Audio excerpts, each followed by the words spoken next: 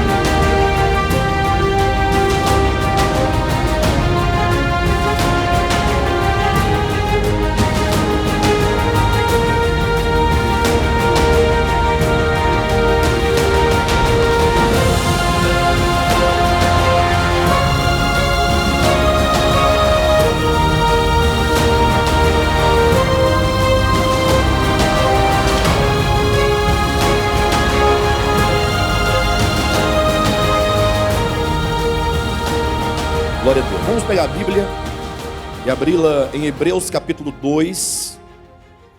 Vamos do 10 até o 13. 10, 11, 12 e 13. Porque convinha que aquele por cuja causa e por quem todas as coisas existem, conduzindo muitos filhos à glória, aperfeiçoasse, por meio de sofrimentos, o autor da salvação deles. Pois tanto o que santifica como os que são santificados, todos vêm de um só. Por isso é que ele não se envergonha de lhes chamar irmãos, dizendo: a meus irmãos declararei o teu nome, cantar-te-ei louvores no meio da congregação. E outra vez eu porei nele a minha confiança, e ainda, eis aqui estou eu e os filhos que Deus me deu. Os irmãos devem se recordar, a mensagem de hoje é uma continuação da ministração de quarta-feira passada. Deve se recordar que nós estávamos apresentando aqui a explicação que o apóstolo nos dá acerca de Cristo numa relação profética com Adão, o Adão criado em Gênesis capítulo 1 e capítulo 2. Como que o apóstolo demonstra que o alvo de toda a economia de Deus, o propósito de toda a economia de Deus está na pessoa, é a pessoa do seu Filho. É Jesus Cristo como a centralidade de toda a história. Podemos dizer que a história de Deus com a sua criação é uma história cristocêntrica. Ou seja, tem a Cristo, o Logos eterno, o Filho de Deus, como sendo o centro de toda a história. De modo que isso corrige o nosso olhar e o nosso entendimento, porque ocorre que muitos, ao ler a Escritura, veem Adão, o Adão criado em Gênesis, como sendo a figura central, ou como sendo o principal, a partir de quem todos nós viemos a existir, de modo que se constrói toda uma teologia com vistas a resgatar este homem, Adão, que caiu. Por isso que se faz, geralmente, todo o entendimento baseado na salvação do homem, como tendo um fim em si mesmo. Ou seja, elege-se a salvação do homem como sendo o tema central de toda a Bíblia. Como que se porventura Deus tivesse criado o homem, e então esse homem, por alguma razão, ele caiu, então o Senhor vem para resgatá-lo, para devolvê-lo o Éden perdido, para devolver a ele, no caso, o jardim, o paraíso restaurado.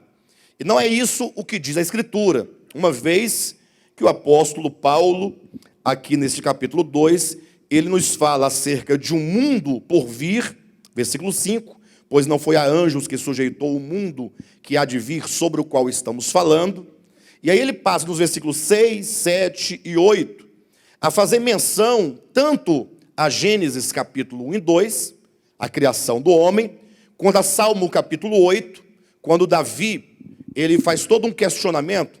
Os versículos 6, 7, 8 e 9, o apóstolo nos mostra como que aquilo que fora dito em Gênesis capítulo 1 e 2, com relação ao homem original, no sentido de que o homem ele foi criado um pouco menor do que Deus, ou por um pouco menor do que Deus, ou do que os anjos, que ele foi coroado de glória e de honra, e que a ele foi dado o domínio sobre todas as coisas, o apóstolo nos mostra como que aquilo era uma profecia que se cumpriria, ou que se cumpriu, ou que há ainda de se cumprir cabalmente, na pessoa do Cristo de Deus, na pessoa de Jesus Cristo, quando aqui no versículo 9 ele diz, vemos todavia, porque no versículo anterior ele diz, ainda não vemos todas as coisas a ele sujeitas, a este homem. Vemos todavia aquele que por um pouco, tendo sido feito menor do que os anjos, vírgula, Jesus, por causa do sofrimento da morte, foi coroado de glória e de honra, para que pela graça de Deus provasse a morte por todo homem. De sorte então que com esse entendimento, se alguém tiver alguma dúvida, deverá assistir à ministração da semana passada. Através desse entendimento, nós vemos como que toda a economia de Deus converge na pessoa de Jesus Cristo. E é neste ponto que nós tocamos aqui um aspecto orgânico dessa verdade. E é isso que eu quero chamar a atenção dos irmãos. Porque o versículo 10 diz assim, olha, porque convinha que aquele por cuja causa e por quem todas as coisas existem, conduzindo muitos filhos à glória, aperfeiçoasse por meio de sofrimentos o autor da salvação deles. Então nós temos aqui Jesus Cristo como sendo o centro da história, o alvo de toda a economia de Deus. E em seguida nós temos agora o que a Bíblia chama os muitos filhos sendo conduzidos à glória. É o que nós chamamos em termos gerais de salvação, a salvação do homem. E esse é um ponto importante, haja vista que esse tema salvação tem sido muito mal compreendido ao longo de toda a história da igreja. Inclusive, mesmo hoje, no pleno século XXI, são raras vezes que nós encontramos alguém que fala com propriedade acerca da salvação, no sentido do verdadeiro conceito, o que é a salvação. Muitos entendem que a salvação ela acontece tão somente no plano do espaço e do tempo. Ou seja, uma visão de que no futuro, uma visão escatológica, em algum momento da história, Deus virá, na pessoa do seu Filho, para livrar os bons, levando-os para o céu, ou para um paraíso, e lançando os maus no lago de fogo.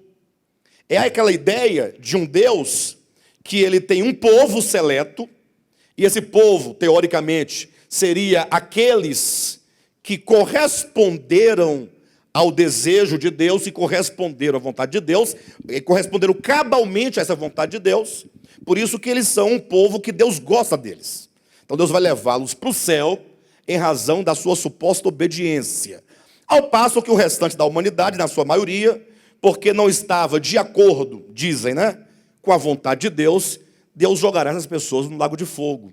E então deixa de compreender que quando a Bíblia fala sobre a morte eterna, e esse é um tema bíblico, ninguém pode negar isso, quando fala sobre o lago de fogo, que é a segunda morte, está em Apocalipse capítulo 20, vê-se claramente que a Bíblia diz que o lago de fogo ele foi feito para o diabo e seus anjos. Ou seja, o Deus que é onisciente e é também aquele que podemos colocar, que tem toda a autoridade e poder para decidir tudo como ele deseja, que é a sua soberania, quando Deus pensa a figura do lago de fogo, ele o faz para o diabo e seus anjos, o que pressupõe que a salvação para o homem e para a humanidade está proposta.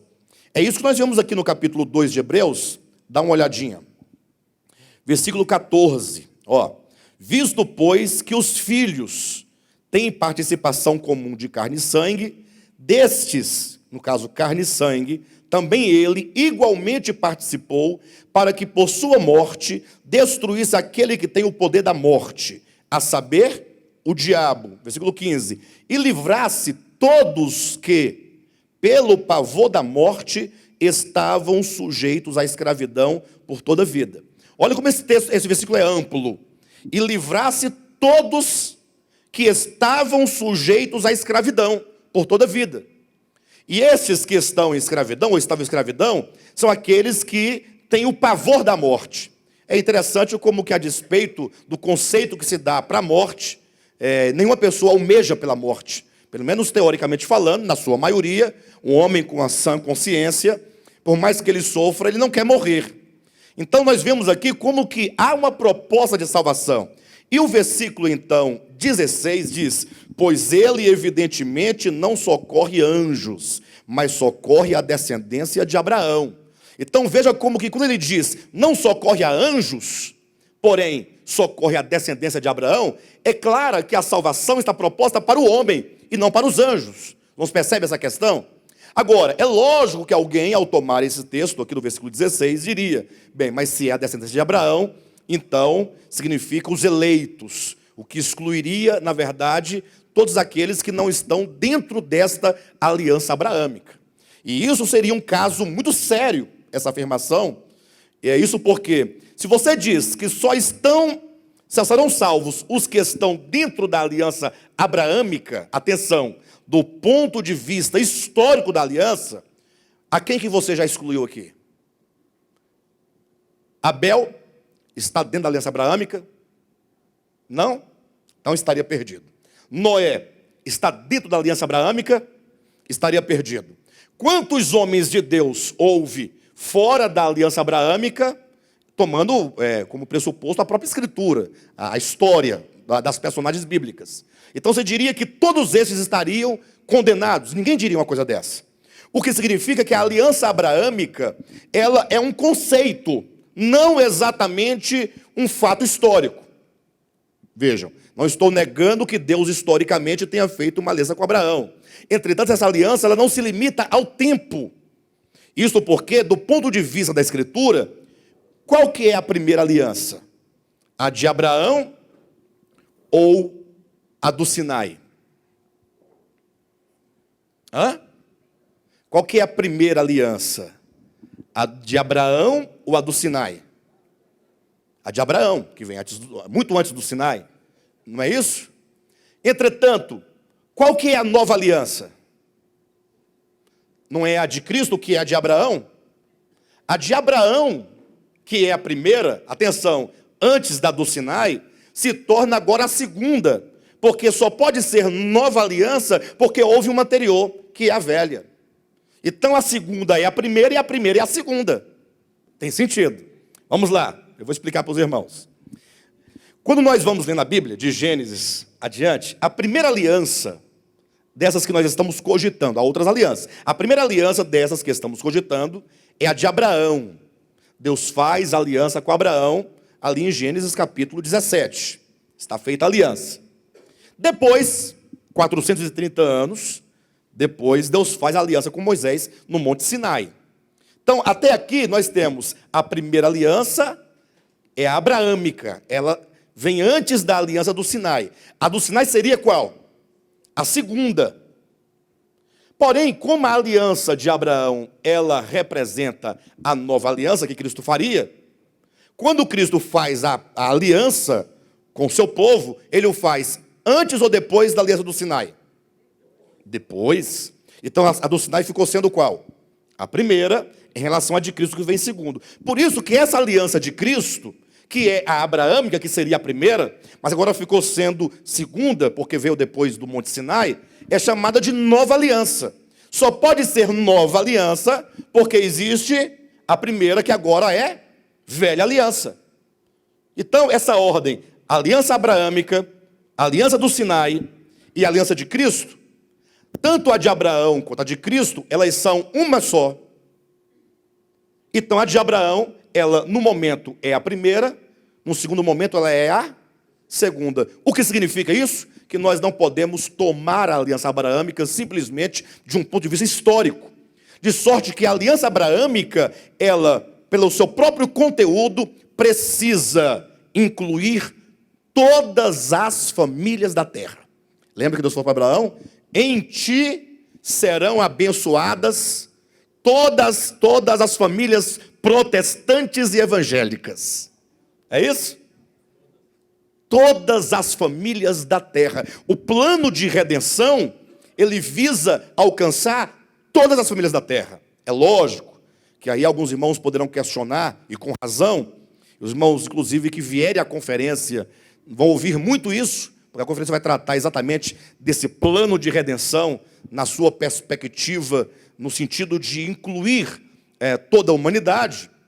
Poderia perguntar o seguinte, mas então, como é que pode ser? Como é que Deus pode salvar o crente em Jesus Cristo, do século 21, com alguém que porventura não tenha crido no Evangelho do modo como nós cremos e não tenha recebido do modo como nós recebemos? Aí nesse caso, na economia de Deus, Deus tem um propósito e tem uma maneira de alcançar cada homem, onde quer que ele esteja, no tempo e no espaço.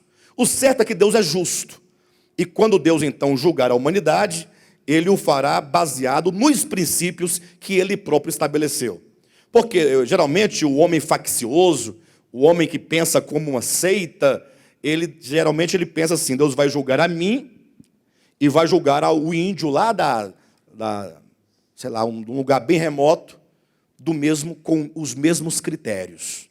Chegar para o índio e falar, o senhor índio, o senhor crê em Jesus Cristo? Ele vai falar, quem é Jesus Cristo? Não, mas não interessa, você creu ou não creu? Ele vai dizer, eu não sei, eu não queria, eu não sei quem é essa pessoa, eu não sei do que se trata. Não, então você está o quê? Condenado. Mas você, que é do século 21, que morava em Taguatinga, na Ceilândia, que seja, plano piloto, você que ouviu o Evangelho, você que tinha na sua casa 30 Bíblias, cada uma de uma versão diferente, Bíblia de comentários, Bíblia de estudos, você está salvo. Então, essa é uma maneira muito mesquinha de se ver a salvação de Deus.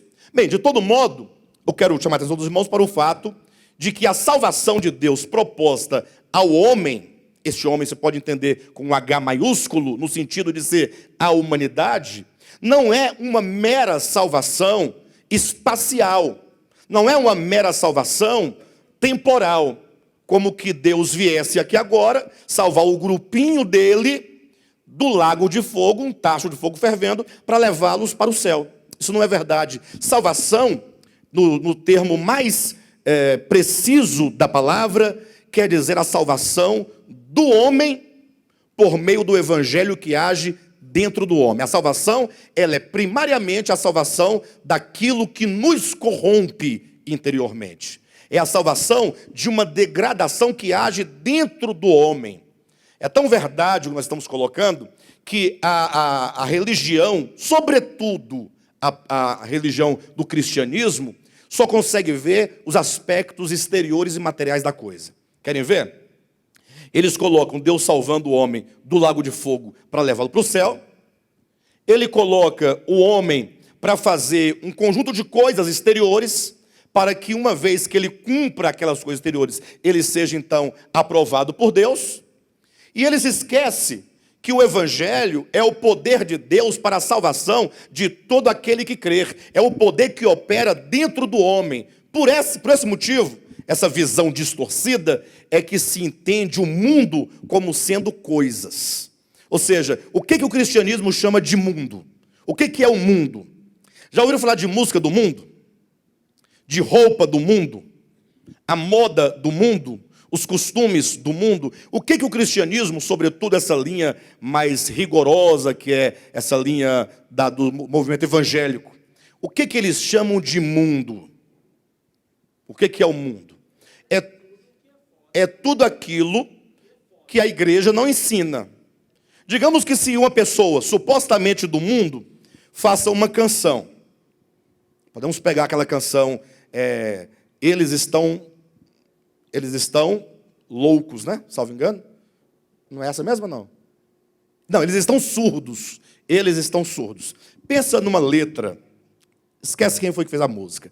Pensa numa letra que fala que a humanidade, os homens de maneira geral, não estão escutando a voz de Jesus Cristo, que veio ao mundo para salvar, para redimir. Só que os homens estão surdos e não podem ouvir o evangelho. E a música acaba apelando, fazendo um apelo para que os homens escutem a voz de Cristo Jesus. Só que como essa música foi feita por uma pessoa que não é do segmento evangélico, aí se diz, essa música é uma música do mundo. Aí vem outro, um tal de fulano de tal, não vou dizer o nome, e ele é crente, ele é evangélico, ele é gospel, cantor gospel. Aí ele faz uma canção que fere a Escritura, fere a verdade de Deus em algum aspecto que seja primordial.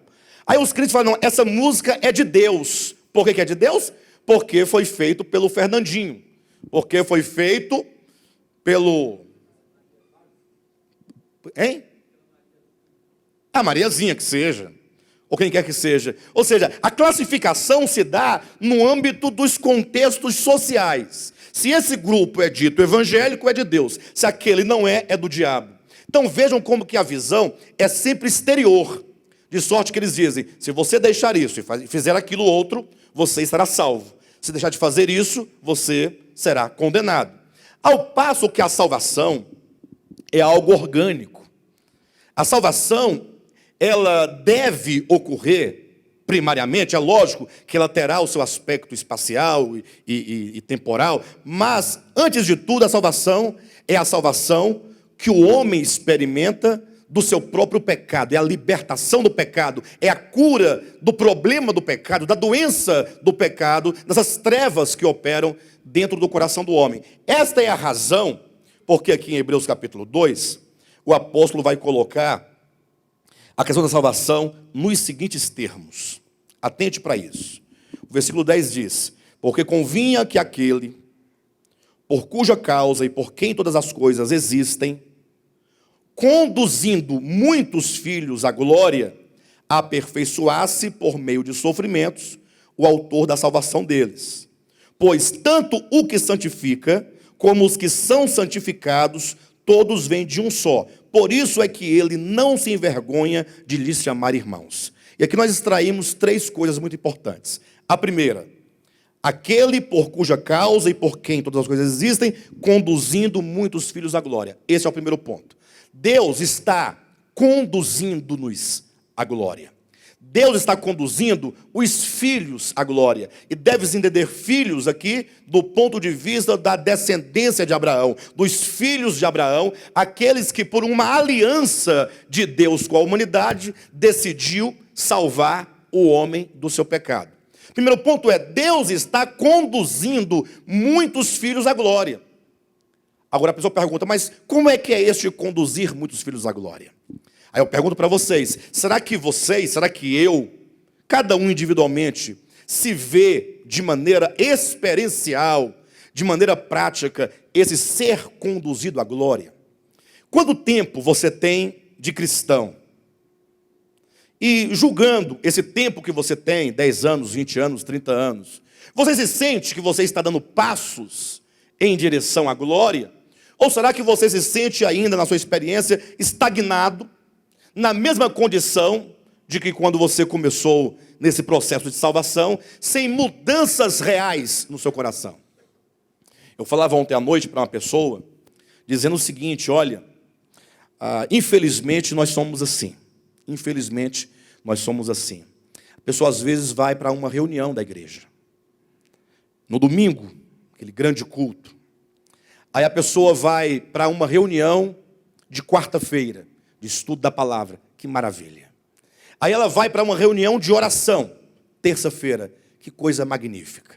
Por causa dessa regularidade, dessa assiduidade, dessa disposição, a pessoa pensa, então eu estou bem com Deus. Aí eu olho para o Davi, coitado. O Davi, ele não vem na reunião de oração, ou na reunião de domingo, ou ele não faz aquilo que eu faço. Aí começa aquela comparação. Eu me visto dessa maneira, eu me esforço para ser assim.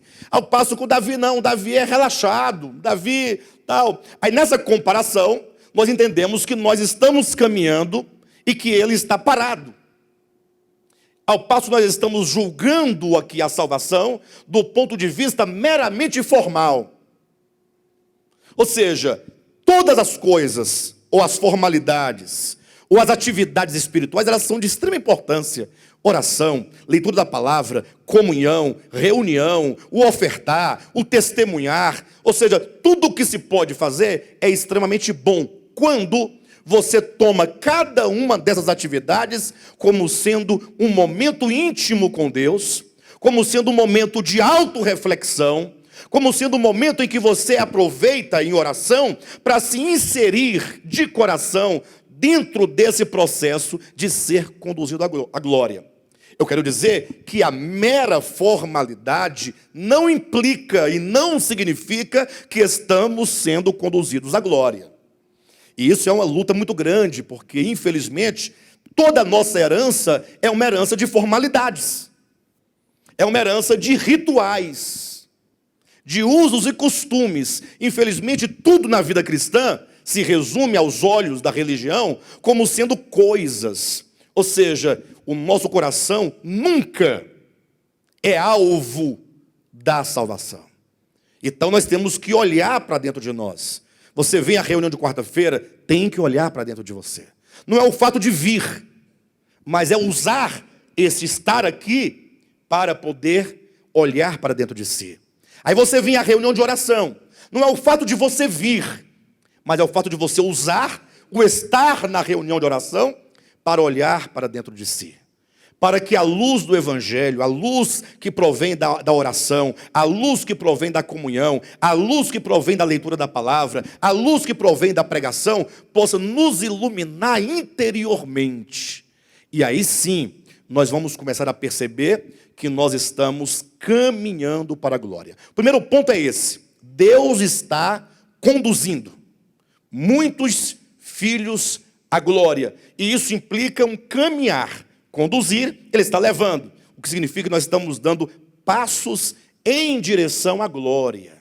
E olha que o termo glória, ou glorificação, como está lá em João capítulo 17, significa exatamente a manifestação de Deus. Estarmos nós caminhando, ou sendo guiados, ou conduzidos para a glória, significa que nós estamos caminhando para a manifestação de Deus por nosso intermédio, o que é a manifestação dos filhos de Deus. Então, o primeiro ponto que eu quero que os irmãos atentem, que os irmãos apreendam, que os irmãos reflitam, é o fato de que a salvação é um ser conduzido a cada dia em direção à glória. Como essa glória é a manifestação, então nós estamos sendo conduzidos para um momento, não é para um lugar, é para um momento em que os filhos de Deus, ou como diz o texto, a descendência de Abraão, as famílias da terra, chegarão a uma condição de verdadeiros homens feitos à imagem de Deus. Tem coisa mais linda quando você olha para Gênesis capítulo 1 e 2? Deus criou o homem do pó da terra e Deus o fez segundo a sua imagem e semelhança. É certo que hoje, ao olhar para a humanidade, de maneira geral, nós não podemos ver ainda a imagem de Deus refletida nos homens. Ou podemos? Nós vemos ainda muita manifestação do pecado, do egoísmo, da maldade. E essa maldade, fruto do egoísmo, se manifesta em níveis diversos. Desde aquele que mata ou que estupra, e depois mata e esquarteja, até aquele que, na maior das boas intenções, dentro da sua mente cauterizada, condena uma pessoa com aquilo que diz. Então, os muitos filhos sendo conduzidos à glória, implica um processo de salvação, em que esses filhos estão sendo levados para a manifestação dos filhos de Deus. Quando, como diz lá em Mateus capítulo 5, quando diz que os mansos herdarão a terra, quando diz que os puros verão a Deus. Olha as características dos corações destes que lá em Mateus capítulo 5 são ditos cidadãos do reino dos céus. Ou seja, é um homem que está agora de fato de acordo com o próprio Deus. Qual que é o padrão de Deus? Sede vós perfeitos, como é o vosso Pai celeste. É lógico que esse perfeito, como é o vosso Pai Celeste, não significa que nós vamos nos igualar a Deus em perfeição, mas o que Jesus chama de perfeição do Pai Celeste? Querem ver? Abra a Bíblia dos irmãos lá em Mateus capítulo 5, e a gente retorna para cá já já. Versículo 44 em diante. Eu, porém, vos digo: amai os vossos inimigos e orai pelos que vos perseguem, para que vos torneis filhos do vosso Pai Celeste, porque Ele faz nascer o sol sobre maus e bons, e vir chuvas sobre justos e injustos. Porque se amardes os que vos amam, que recompensa tendes? Não fazem os publicanos também o mesmo? E se saudardes somente os vossos irmãos, que fazeis demais? Não fazem os gentios também o mesmo? Portanto, conclui-se: sede vós perfeitos, como é o vosso Pai Celeste. A perfeição, aqui indicada por Cristo, é o amor. O amor que é o vínculo da perfeição. Encontrar essa perfeição, ou alcançar essa perfeição, significa chegar num momento e numa experiência de salvação tal, em que nós poderemos organicamente, sem imposição, sem constrangimento, sem coerção, poderemos amar. Simplesmente amar, mas não é amar os amigos somente, amar os inimigos também. Ou seja, é um nível de crescimento de Deus muito grande. E isso eu falo porque, quando nós lemos a Bíblia, eu quero trazer aqui um entendimento muito importante acerca desse crescimento. Podemos chamar esse crescimento de as etapas pelas quais a humanidade passa, porque aquilo que o homem individualmente experimenta, na verdade que o homem individualmente ele não vai crescendo, intelectualmente, espiritualmente, afetivamente, ou não vai? Não é o certo que quando nasce uma criancinha, ela vai crescendo e desenvolvendo suas faculdades e vai se aperfeiçoando até se tornar uma pessoa de bem? Hein, pessoal? Esse processo que acontece individualmente com a criança, ocorre também com a humanidade. Como se a humanidade fosse um único homem que ao longo das eras vai crescendo. Podemos dizer então que na antiguidade a humanidade estava na sua tenra idade. E então ela vai evoluindo e vai crescendo. Então como é que nós podemos aferir a questão do crescimento, seja ele individual ou de uma humanidade? Lembre-se, nós estamos colocando aqui de que Deus está conduzindo os filhos à glória. Há uma condução. Como é que eu, Alexandre, posso saber exatamente se os meus comportamentos, se o meu agir, se os meus relacionamentos, eles estão ou não em pecado? Esse é um ponto extremamente importante. Você identificar e definir exatamente o que é pecado para você ou não é pecado. Para tanto, nós temos que entender que eu só posso definir o que é pecado se houver uma ética objetiva, uma moral objetiva e não subjetiva. O que é subjetivo? Eu penso que fazer isso é pecado. Aí vem outra igreja, denominação. Não, eu penso que isso não é pecado. Pecado é essa outra coisa. Nós vamos observar que cada grupo denominacional aponta uma coisa como pecado e não há acordo geral sobre o que é o pecado. Cada um tem uma ideia diferente do que é o pecado. Isso é entender o pecado do ponto de vista subjetivo. Então, para que haja de fato alguma coisa chamada pecado, é preciso que haja uma norma objetiva, que não dependa de mim, para que aquilo seja ou não pecado. Uma norma fora de mim, que serve para todos os homens. Essa norma é Deus. E esse Deus se caracteriza pela sua perfeição, que é o amor. O vínculo da perfeição é o amor. Sede vós perfeitos, como é o vosso Pai Celeste. De que maneira? Amando os amigos e amando os inimigos. E Paulo conclui dizendo, lá em 1 Coríntios capítulo 13, que depois que todas as coisas passarem, ficará por fim somente o amor. Porque restam ainda 3 coisas, ele diz: a fé, a esperança e o amor, sendo o auge de uma experiência com Deus aqui na terra, porque fé e esperança só se aplicam aqui na terra. E ele diz, e dos três, o mais importante é o amor. Quando o homem cruzar a linha da eternidade, a linha do tempo, que divide o tempo para a eternidade, quando ele entrar para a eternidade, já não restará mais a esperança e nem a fé. Porém, o amor há de permanecer. Por isso que o amor é o vínculo da perfeição. Por isso que Deus, o Deus perfeito, é colocado como sendo uma perfeição que se manifesta no amor. Ou seja, ser conduzido à glória, portanto, é sermos conduzidos a esse estágio de um coração tal, de amar de tal maneira, como Deus ama a todos, que nós então seremos manifestados como filhos de Deus. Agora, se Deus é essa norma, e é uma norma objetiva, e ela é muito grande, poderia ser essa norma aplicada a todos os homens, indistintamente do seu crescimento espiritual, do seu entendimento acerca de Deus? Sim ou não? Então vamos pensar. Vamos voltar lá na antiguidade, vamos ver como é que Deus vai trabalhando a questão desse crescimento dos homens sobre a terra, como é que eles vão caminhando para a glória. Vamos nos situar na época antes da lei de Moisés. Porque quando vem Moisés, ele vai trazer a lei, e a lei vai trazer vários parâmetros de comportamento, de moral, de ética, de relacionamentos.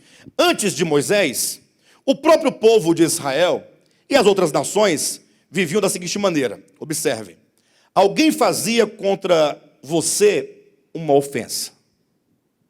Aí você, para se vingar, ia lá e descontava 100 vezes mais aquela ofensa.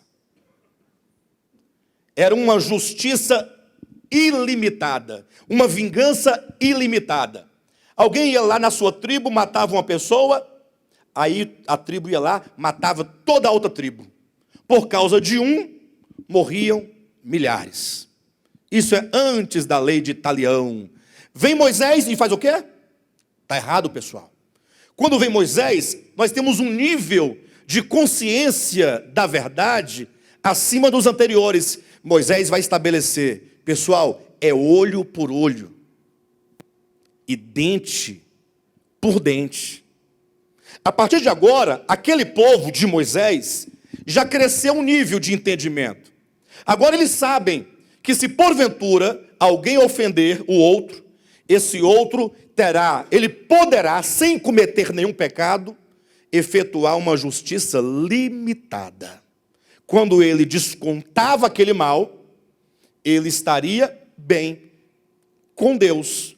Porque o seu entendimento levava à compreensão dessa permissividade divina de poder pagar olho por olho e um dente por outro dente, não um dente pelos dentes da boca toda do outro. Agora, essa pessoa nessa condição, imagine só, se porventura ele retrocedesse e ele então descontasse ou exercesse uma vingança ilimitada, ele agora teria que consciência de pecado. Em relação ao que está estabelecido, olho por olho, dente por dente. Os irmãos estão entendendo o que eu estou falando? Ou seja, para essa pessoa no tempo de Moisés, o que era o pecado? Era pagar uma injustiça por 1000 injustiças. Porque agora ele tem um padrão. Se ele fizer olho por olho, ele se sente o quê? Bem. Essa pessoa seria uma pessoa de bem, seria um homem bom. Olha que coisa maravilhosa. Porém, segue-se mais um passo adiante. Quando então vem a ideia de que quando você retribui o mal com o mal, isso não é bom. O homem vai crescendo, vai entendendo, não, quando alguém lhe fizer o mal, você não retribui com o mal. Você recebe a ofensa ali com resignação. Pronto. Você simplesmente recebe, não devolve. Essa pessoa que chega a esse nível de compreensão, se ela porventura voltar um nível anterior e pagar o mal com o mal, ela comete o quê? Pecado. Mas se ela tão somente não retribuir, ficar calada com resignação, ela está no padrão certo. Observe que é possível que alguém lá atrás não cometa pecado, o que está à frente cometa o pecado quando volta atrás, mas que não comete pecado quando retribui o mal com o mal, em relação a este que já cresceu no entendimento e entende a Deus e conhece a Deus e sabe que ele não deve retribuir o mal com o mal, ele tem que sofrer com resignação. Este desentendimento só comete pecado se ele, sabendo nesse nível de consciência que não deve retribuir o mal com o mal, que deve sofrer com resignação, se ele devolver o mal com o mal, pagando com a mesma moeda, olho por dente por dente, ele comete pecado. Os irmãos entendem isso, não? Deus é a perfeição. Deus é santo. É o santo. Ele é o padrão, é o modelo, é a norma objetiva, é o alvo para o qual todos os homens estão caminhando e devem caminhar. O problema é que, sendo Deus essa norma objetiva, os homens, ao longo do tempo, eles possuem níveis de consciência acerca de Deus diferentes. Você não pode comparar a compreensão que nós temos de Deus hoje com a que tinha o povo de Israel, lá no deserto. Os irmãos estão entendendo aqui a ordem? Quem está entendendo? Perfeitamente? Então, chegamos num nível de entendimento em que a humanidade, ou você mesmo, entende a Deus e apreende a verdade até esse nível em que você fala, ora, eu sofro a ofensa e eu não devo retribuir olho por olho, dente por dente. Eu não devo retribuir. Eu devo sofrer com resignação. Se você voltar ao nível de consciência anterior, aí você comete pecado. Aquele que está no nível anterior de consciência, olho por olho, dente por dente, que não alcançou ainda a ideia de sofrer a ofensa e não retribuir, esse aqui não comete o pecado dentro desse nível de consciência. Esse aqui, sim, porque ele já alcançou, porque ele já cresceu. É a mesma coisa você fazer assim, olha, por exemplo, um animal é egoísta? Um animal é egoísta? Nas suas ações, ele pensa no próximo? Pessoal, vem cá, comer uma presa aqui, vamos dividir todo mundo, cada um como um pedacinho.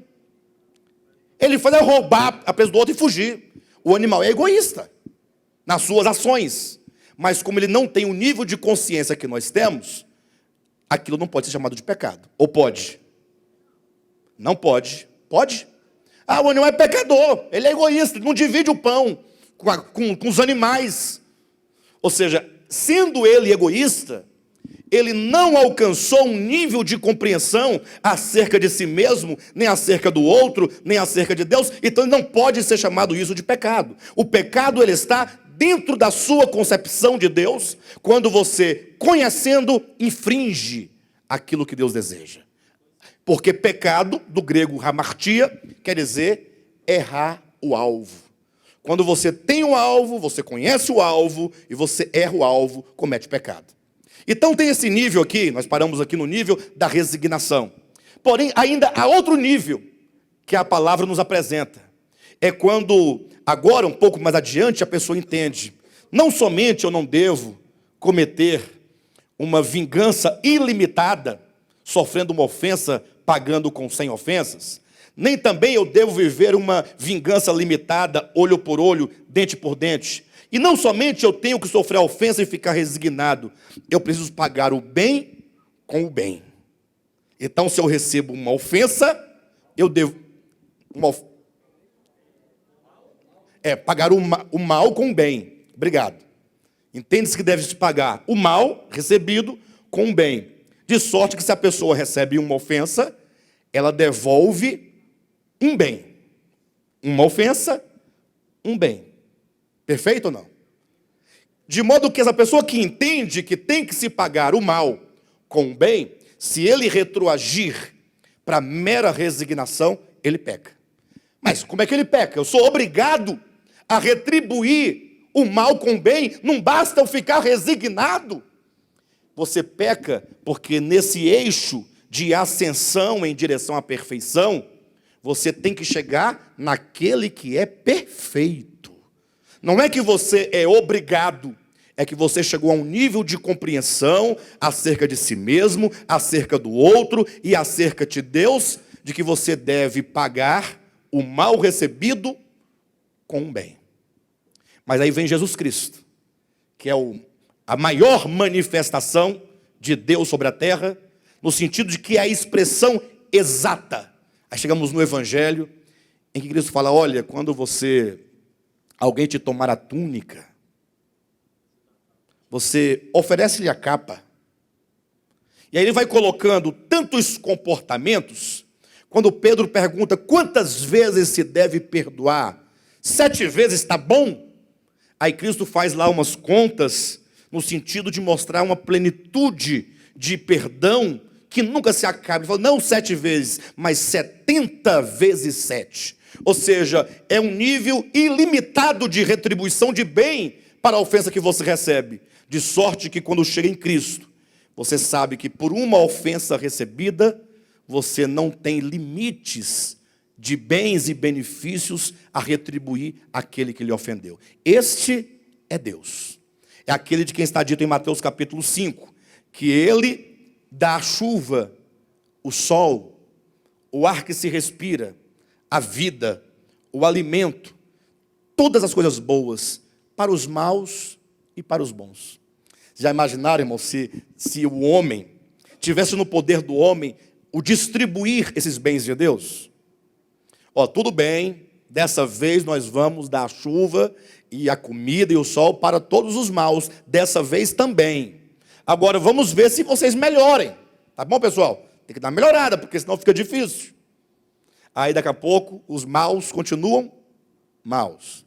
Aí reúne um conselho, e aí? Não, nós somos amor, nós temos amor. Olha, nós vamos retribuir, nós vamos dar de novo o ar que se respira, a vida, a chuva, tudo de bom para vocês. Agora, olha, está chegando no limite, já dei muita chance. Chega uma hora que esse homem tão bondoso, pessoal, não dá mais.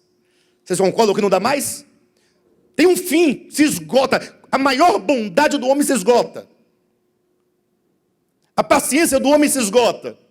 Mas Deus é inesgotável em bondade, em amor, em misericórdia. De sorte que muitas vezes você vê tantos ímpios que prosperam. E aí vem aqueles que perguntam, né? Como diz o salmista, por que Deus faz os maus prosperarem? Ou por que Deus permite que os maus prosperem? A explicação é clara. Deus é amor, e esse amor é ilimitado. De modo então que no plano dessa salvação que se opera em nós, estamos sendo conduzidos à glória, nós temos que atentar para aquilo que nós temos recebido. O que você tem recebido de Deus? Até que ponto você tem compreendido de Deus, tem assimilado de Deus? Até que ponto a sua consciência acerca de Deus tem aumentado?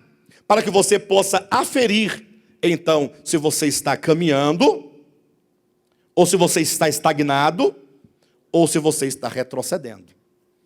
Infelizmente, a verdade é que ainda muitos de nós ainda estamos lá no olho por olho e dente por dente. Sim ou não? Tudo bem, nós não aceitamos a vingança ilimitada. Isso não. Vivemos num Estado democrático de direito. Agora, olho por olho é justo. Sim ou não?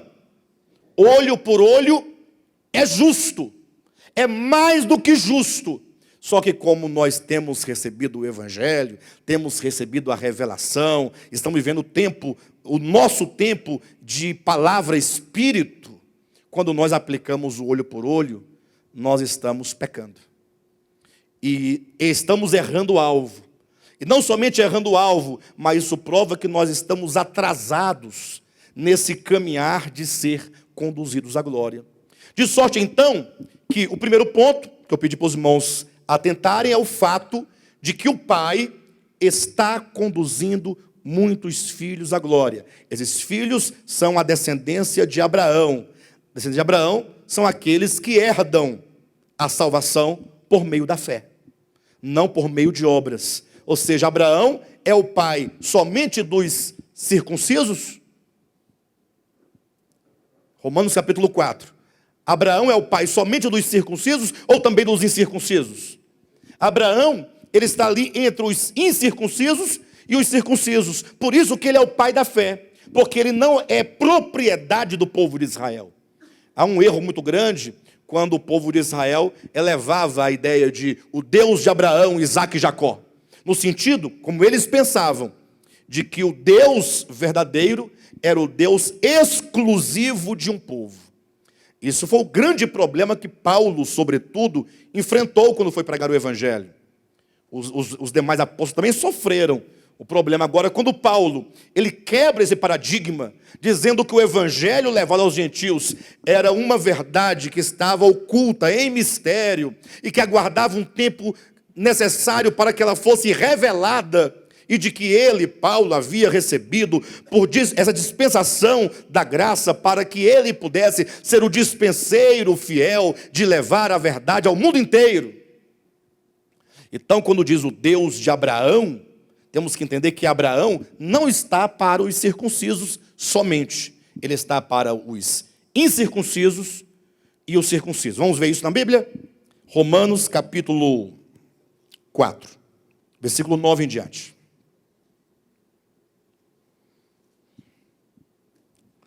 Vem, pois, esta bem-aventurança exclusivamente sobre os circuncisos ou também sobre os incircuncisos?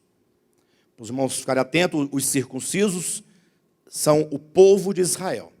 Os incircuncisos é qualquer um que não é povo de Israel. Tá bom? Então essa pergunta, vem, pois, esta bem-aventurança exclusivamente sobre os circuncisos ou também sobre os incircuncisos? Visto que dizemos, a fé foi imputada a Abraão para a justiça. Então, qual é o argumento aqui? Diante da proposição, olhem para mim, diante da proposição, a fé foi imputada a Abraão para a justiça. Essa é a proposição. Abraão é o homem proposicional que recebe essa chancela. A fé lhe foi imputada para a justiça. Diante dessa proposição, essa bênção é só para os circuncisos ou também para os incircuncisos? A resposta está em Abraão. Abraão é a referência. Olha o versículo seguinte como explica. Como, pois, lhe foi atribuída?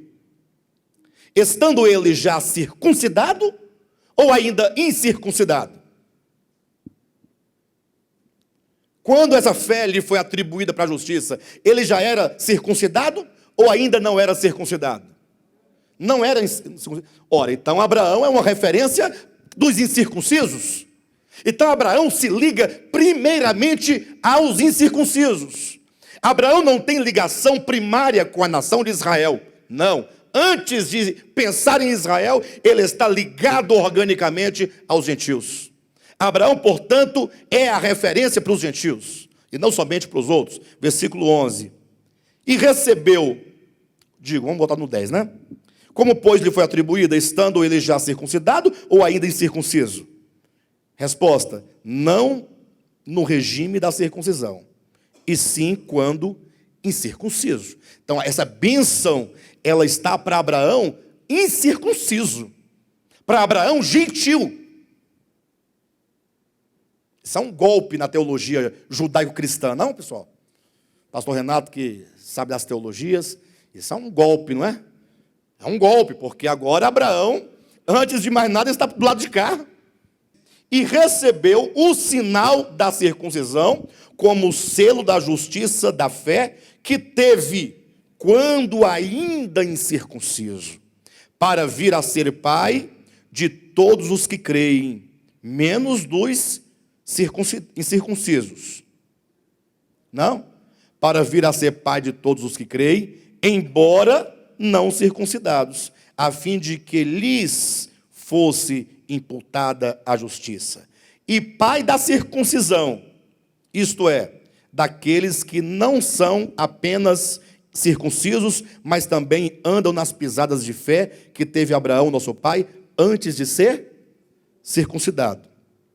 Não foi por intermédio da lei que a Abraão, a sua descendência, coube a promessa de ser herdeiro do mundo, e sim mediante a justiça da fé. Então fica muito claro aqui, que essa ampla salvação de Deus, ela está não para um grupo minoritário de pessoas, como era o povo de Israel então, mas Abraão, ele liga todos, desde os eleitos de Israel, a nação santa, como todas as outras nações. Então esse ponto que eu elegi aqui em Hebreus capítulo 1, ou melhor, capítulo 2, esse primeiro ponto, que os filhos de Deus estão sendo conduzidos à glória. Eu quero que os irmãos peguem isso, pensem isso e reflitam sobre isso. Você está sendo conduzido à glória?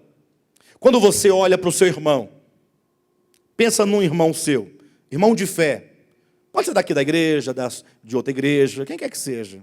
Como é que você julga? Ele está caminhando para a glória ou não? Ah, pastor, é difícil de falar.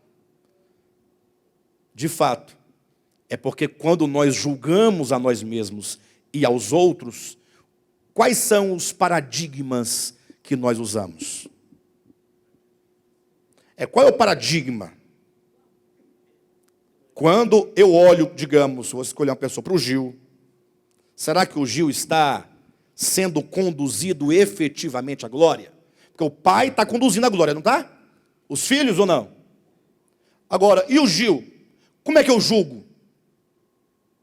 Eu vou dizer como é que eu julgo. Eu julgo olhando para ele e falo, rapaz, não sei, sabe?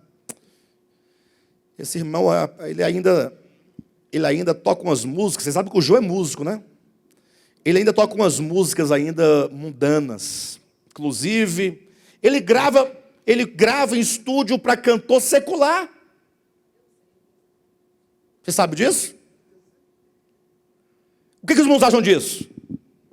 E o pior, para arrebentar meio mundo, ele toca na noite com a banda. Ixi, mas como é que você ganha dinheiro? Ah, você é professor, então você tem a profissão, aí você ganha dinheiro. Gil, como é que você ganha dinheiro? Ele é músico. Ele tem que tocar, tem que ensinar a tocar alguma coisa com esse instrumento. Fala, não, Gil, infelizmente você pode até dar aula, mas só ensina música do Fernandinho. E se o aluno insistir em tocar um Chico Buarque, você diz que você não dá aula para ele mais, porque você quer ir para o céu da boca da onça. Não é assim que nós aferimos ou não é? Fala a verdade. Sim ou não? Nós aferimos de acordo com os padrões exteriores que a religião impõe. Nós ainda não conseguimos vencer esse problema do toque não toca, pega não pega, mexe não mexe. Nós não conseguimos ainda. E quanto mais nós não conseguimos, mais distantes nós estamos de olhar a essência da verdade no coração. O pior, nós condenamos pessoas justas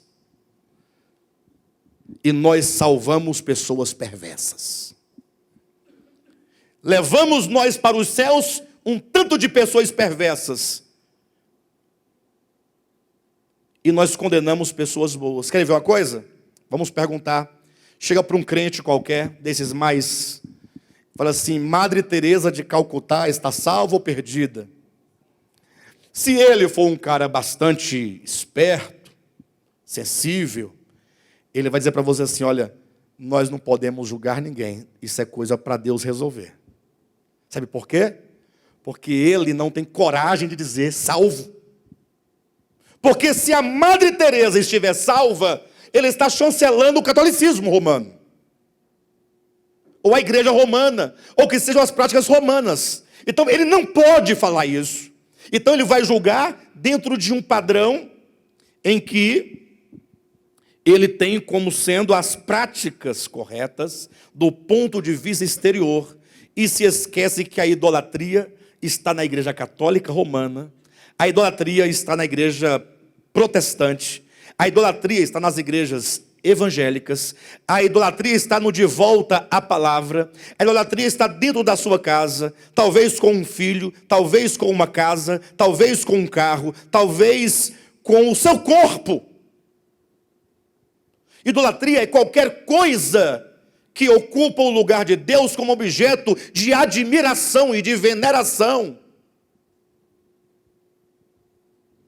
Então observe que o problema está exatamente onde? Aqui, ó. Então esse conduzir à glória é algo muito grande. Eu quero que os irmãos pensem isso. Porque cada dia que nós passamos sem refletir sobre isso, é provável que nós estejamos postergando esse chegar à glória ou à manifestação dos filhos de Deus. E o pior, nós vamos chegar lá. Por que pior? Porque você vai chegar. E se você posterga, você sofrerá. Postergar a manifestação dos filhos de Deus é prolongar os sofrimentos. Pastor, não entendi nada. É porque o segundo ponto que eu quero exaltar, aqui no capítulo 2, o primeiro foi, o Pai está conduzindo muitos filhos à glória. O segundo ponto é, que aquele que está conduzindo, aprove ou convinha a ele, que aperfeiçoasse o autor, ou melhor, aperfeiçoasse por meio de sofrimentos, o autor da salvação deles. Ou seja, o Pai não está conduzindo muitos filhos à glória ou não está? Esses filhos, eles têm salvação em alguém. Quem é o autor da nossa salvação? É Cristo. Então, conduzindo muitos filhos à glória, o Pai tomou primeiramente a Jesus de Nazaré. Epa, vem cá você. Jesus de Nazaré é o modelo de aperfeiçoamento. De sorte que, olhem para mim, em nome de Jesus, que o ser conduzido à glória é passar por um processo de aperfeiçoamento, que a Bíblia vai chamar de santificação, de transformação, de conformação. Esse processo que a teologia dá o nome, né? Agora vamos falar sobre a santificação. Vamos falar sobre a transformação. Vamos falar sobre a conformação. São os itens, né? São os aspectos que se estuda dentro do tema geral, a salvação de Deus. E aqui Hebreus fala com bastante simplicidade, aperfeiçoar-se. Ou seja, nós estamos num processo de aperfeiçoamento. E portanto o primeiro ponto quem é? Que nós temos que olhar para esse padrão de aperfeiçoamento, a Jesus de Nazaré. Aí indaga o pastor da igreja, aquele que está doido para encontrar uma falha no nosso ministério, para poder ter o que dizer. Igual os fariseus ficavam naquele tempo, tentando pegar Cristo numa situação, para ter de que o acusar. Então, nós estamos igualzinho, ou melhor, na condição oposta, estão tentando nos pegar. Bem, Hebreus capítulo 2, versículo 10, eu quero que você olhe na sua Bíblia e verifique. Não está aí dizendo assim, porque convinha que aquele por cuja causa e por quem todas as coisas existem, conduzindo muitos a filhos à glória, aperfeiçoasse, vírgula, por meio de sofrimentos, vírgula, quem? Aperfeiçoasse quem? O autor da salvação deles. Deles quem? Dos filhos. Então é dito claramente que o autor da nossa salvação passou por um processo de aperfeiçoamento. Agora, não confunda, e aqui nós temos que ser bastante criteriosos. Uma coisa é o Filho de Deus, o Logos eterno, enquanto Deus. Outra coisa é quando esse Logos se encarna e se faz homem. Este homem, esta humanidade, é que é alvo de aperfeiçoamento. O Logos eterno, enquanto Deus, não precisa de aperfeiçoamento e nem pode ser aperfeiçoado, uma vez que ele não pode sofrer nenhum tipo de variação e não pode ter nenhuma sombra de mudança. Porque ele é a perfeição. Então, o que é alvo do aperfeiçoamento é essa humanidade chamada Jesus de Nazaré, gerada no ventre de Maria. E a prova está no próprio livro de Hebreus, no capítulo 5, versículo 7.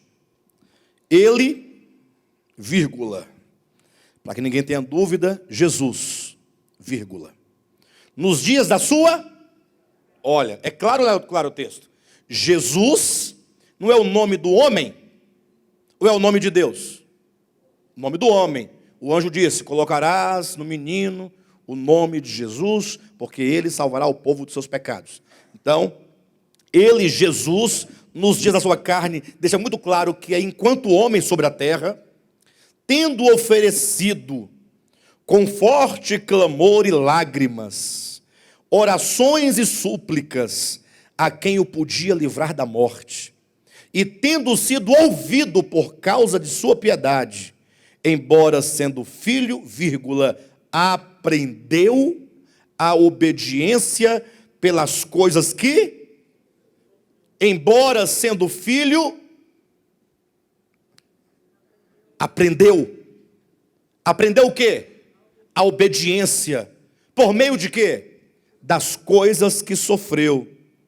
E tendo sido aperfeiçoado, engraçado, Jesus aprendeu a obediência por meio das coisas que sofreu.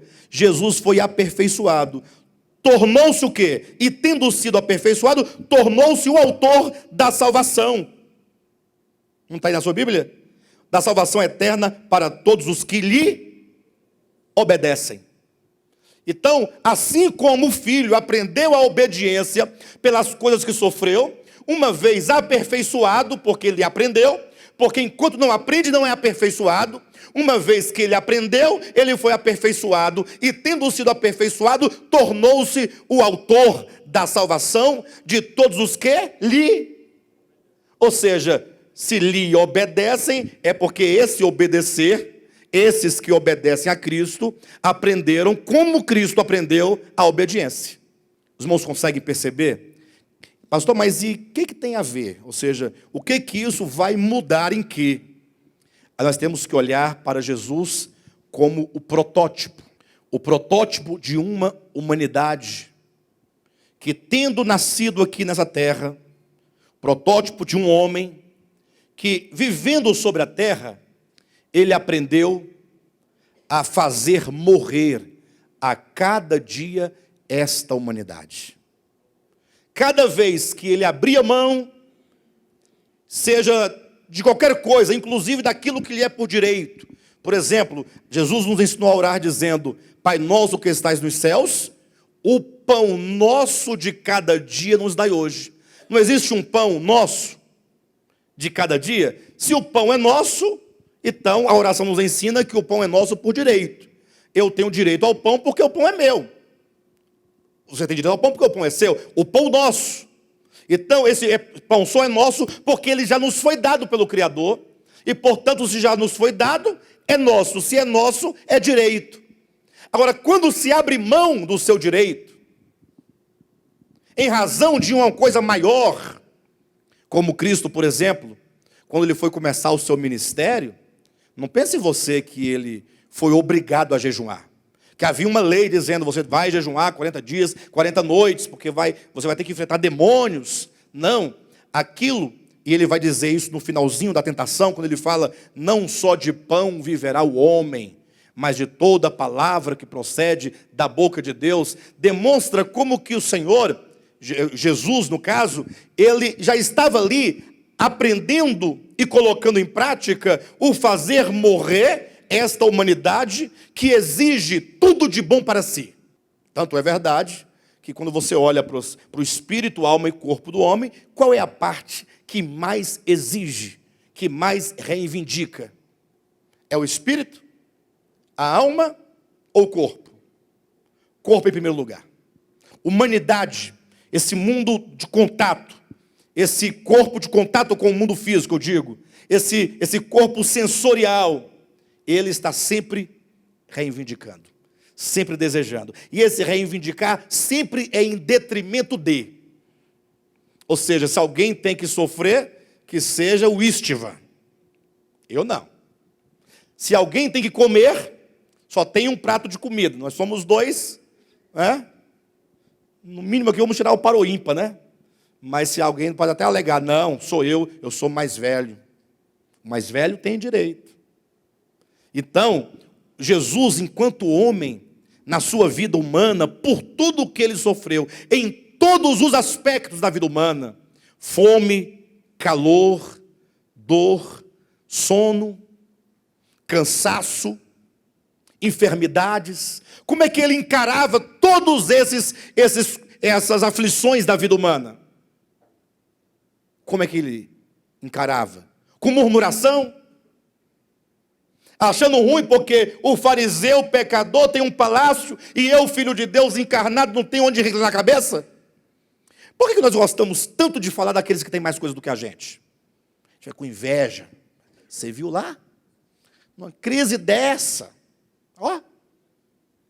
porque você não tem, aí você se acha no direito de você falar do outro que tem. Ou seja, você não consegue passar por todos os problemas dessa terra dando glória a Deus e graças a Deus e fazendo de cada dificuldade um aprendizado, de cada situação um degrau para você ascender e crescer enquanto homem, ser aperfeiçoado. O Filho de Deus passou, ele teve uma vida humana, normal. Nós lemos agora, Hebreus capítulo 2, ele se tornou participante de carne e de sangue, a nossa semelhança. O que implica então que esses filhos que estão sendo conduzidos à glória, eles estão passando por todo um aperfeiçoamento, em todos os níveis e em todos os âmbitos. Seja no âmbito do espírito, seja no âmbito da alma, seja no âmbito do corpo. É um progredir, um avançar, um caminhar em direção à glória, e Cristo, portanto, se torna este protótipo para quem nós devemos olhar. Quanto aos nossos pecados que nós cometemos, porque essas aflições do mundo não são pecados, são as aflições do mundo. Jesus falou, no mundo tereis o quê? Aflições. Mas tende o quê? Bom ânimo.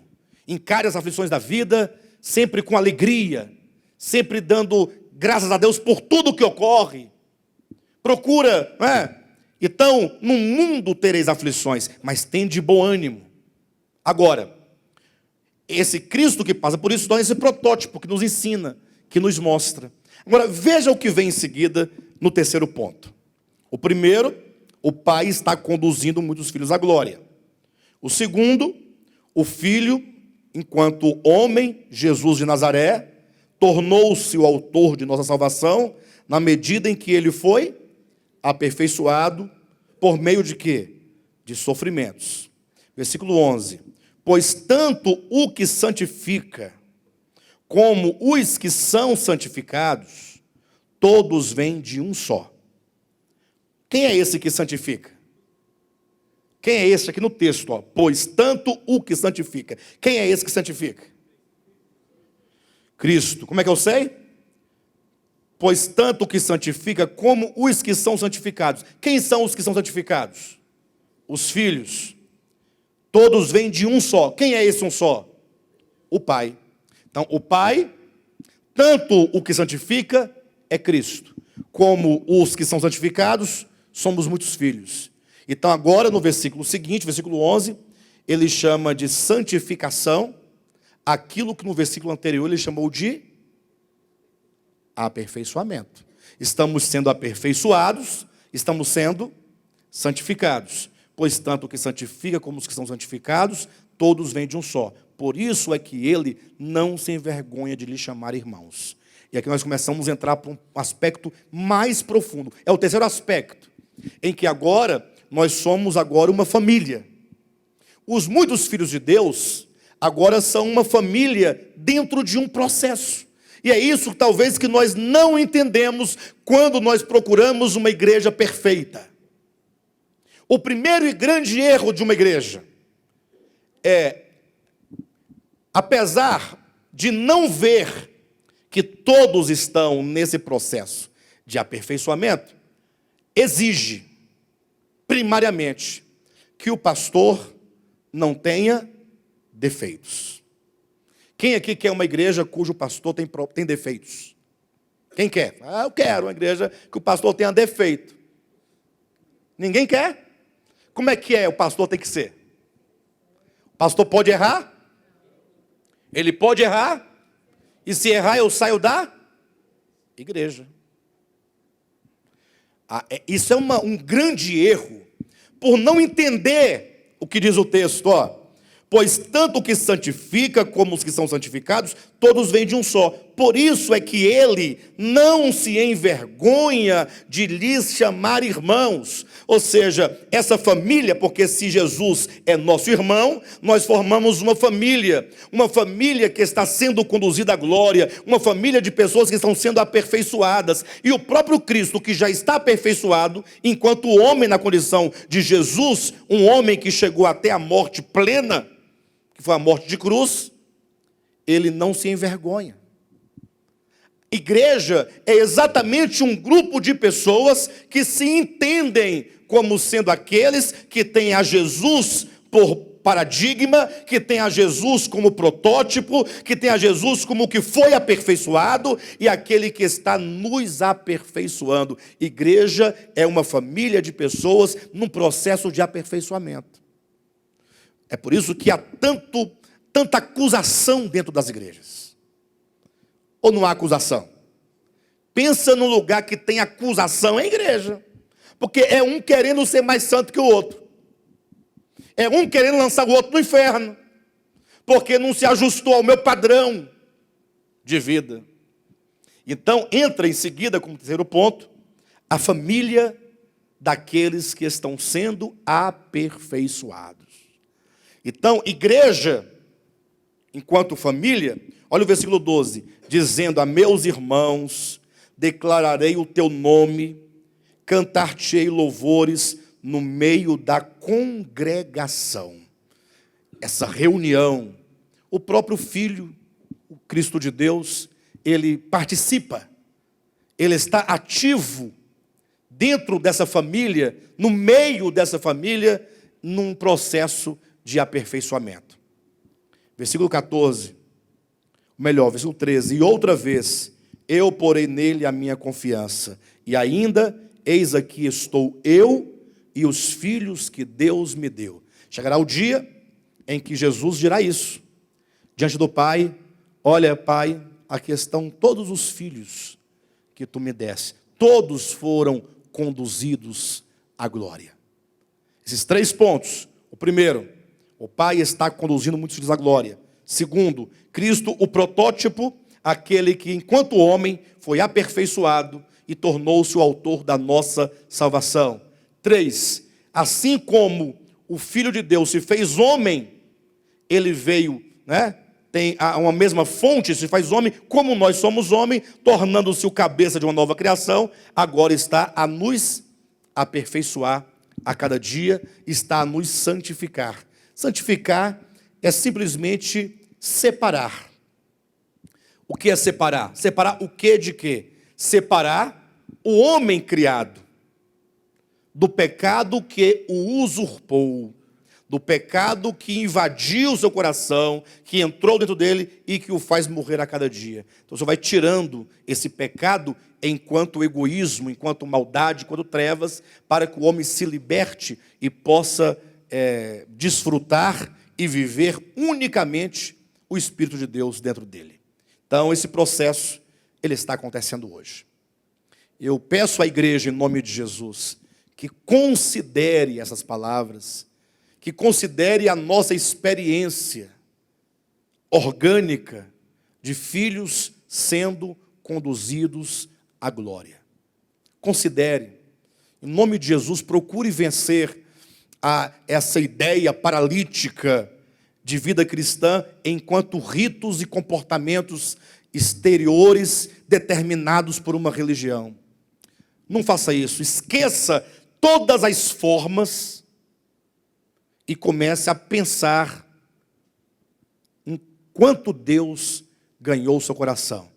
E para você aferir isso, eu trouxe um gráfico para os irmãos hoje, embora apresentado em palavras, dos níveis de conhecimento de Deus, para você saber até que ponto você alcançou de entendimento de Deus. Você ainda está lá em receber uma ofensa e devolver 100?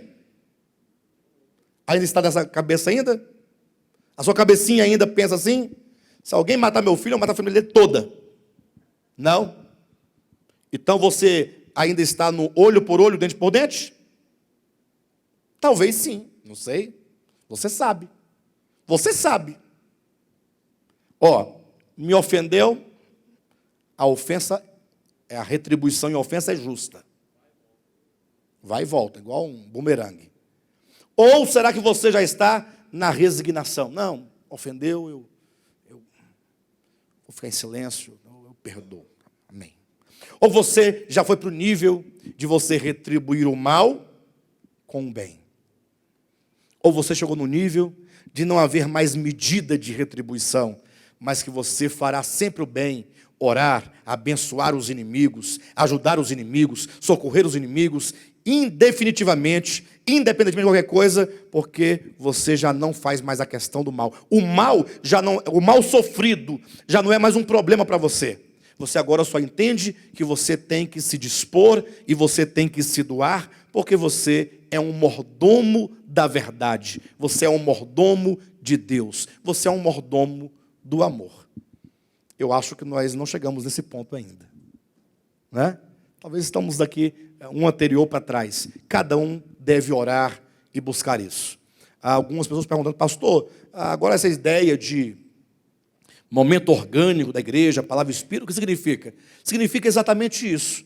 Nós quebrarmos as formas rígidas da teologia para poder, ao quebrar essas formas, extrairmos de cada uma dessas verdades teológicas a essência, o espírito dela. Se nós conseguirmos quebrar essas formas rígidas, esses invólucros, e você tocar a essência, como aquela mulher fez quando quebrou o alabastro, né?